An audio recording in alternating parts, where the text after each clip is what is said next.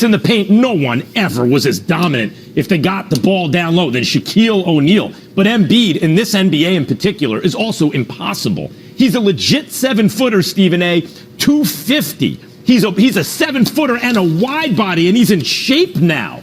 But so the down low skills are there, and he's shooting fewer threes, and he's more down in the paint than before. And as a result, he's at the line more than ever before, and he's shooting 86%. Free throws, much better than Shaquille O'Neal ever did. And even though he's shooting fewer threes, like 2 or 3 a game, 2.5, 3 threes a game, he's hitting them at like 40% or a little better even right now, Embiid. The difference primarily between Shaq and Embiid in terms of all-around skill is Embiid can shoot. In fact, there's never been in the history of the NBA a 7-footer who's a big 7-footer, not a power forward, a center, who can play with his back to the basket with the all-around skills of Embiid. You know, I'm cheating a little bit there because Duncan and Olajuwon more like, a little shorter. Embiid can do everything you want a center to do. He's the most skilled, legit 7-foot wide body ever. My response to that is Joel Embiid can shoot the ball better away from the basket. He's clearly a better free throw shooter. And so if you want to look at it from a skilled perspective, meaning they're both over 7 feet tall and Embiid could do a little bit more, will I argue with you when you made the points that you make? No, not at all. Here's my retort to it, however. I don't give a damn. It means nothing. Because it ain't about what you can do. It's about what you actually do.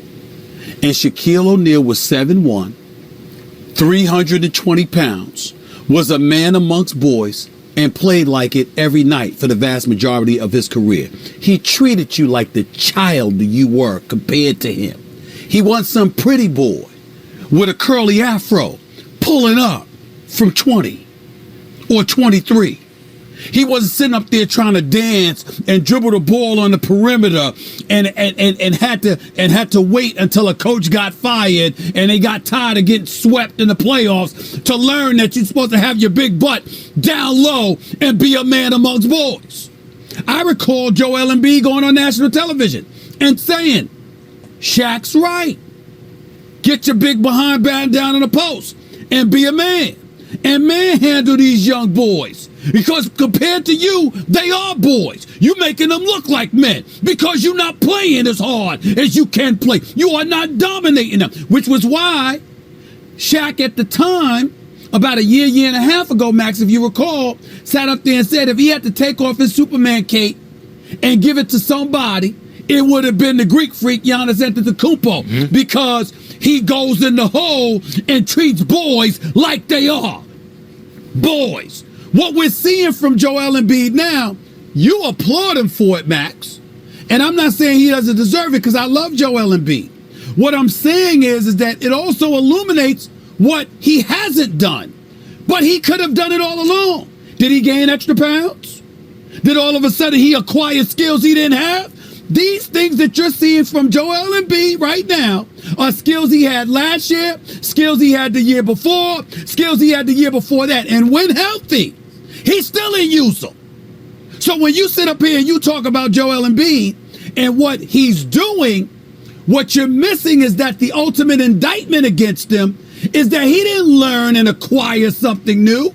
Doc Rivers came to the Philadelphia 76ers and said, yo, what the hell are you doing? Get the ball and do what you're supposed to do. You're That's talking what about, Doc said. Look, I respect that's the difference. I respect it because you're talking about an attitude. I'm not comparing their attitude. I'm talking about skills. I'm not saying and that by the way, hold on. I'm not saying that you're comparing the attitude. I'm saying you must. I'm saying you're omitting it and just talking about his skill. Yeah, because if you have Max, that's like somebody learning from Max Kellerman. Max Kellerman, you're teaching them boxing. You're teaching them oratorical skills and what have you. And you even invite them to Columbia with you. And then they get on the air and they start mumbling like Shaq. You'd have a problem with that because you know they know better.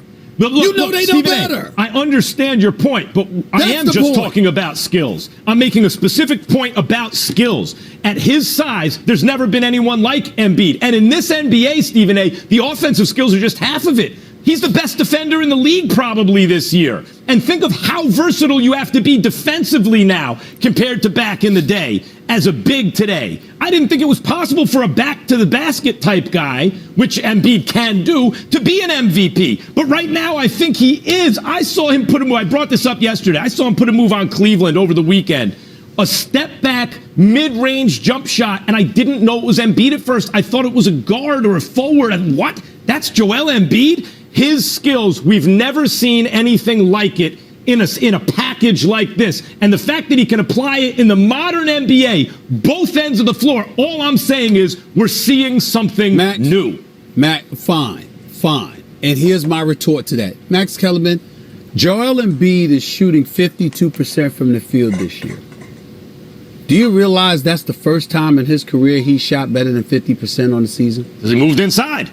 Shaquille O'Neal shot better than 52 or 50% from the field the first 17 years of his career. Yeah. 17 all high years. percentage shots, I get it. But what I'm saying is, knowing who you are and dominating from that perspective, you got to, when you look at the skill, I'm saying you could applaud it. I'm saying it's an indictment against Embiid because the skills have been there. You could have been doing this. Philly might not have been swept last year. What he is now. Philly might have been to the finals 2 years ago. You want to give him his flowers for what he is now, or you want to beat him up for what he was? Thanks for watching ESPN on YouTube. For live streaming, sports, and premium content, subscribe.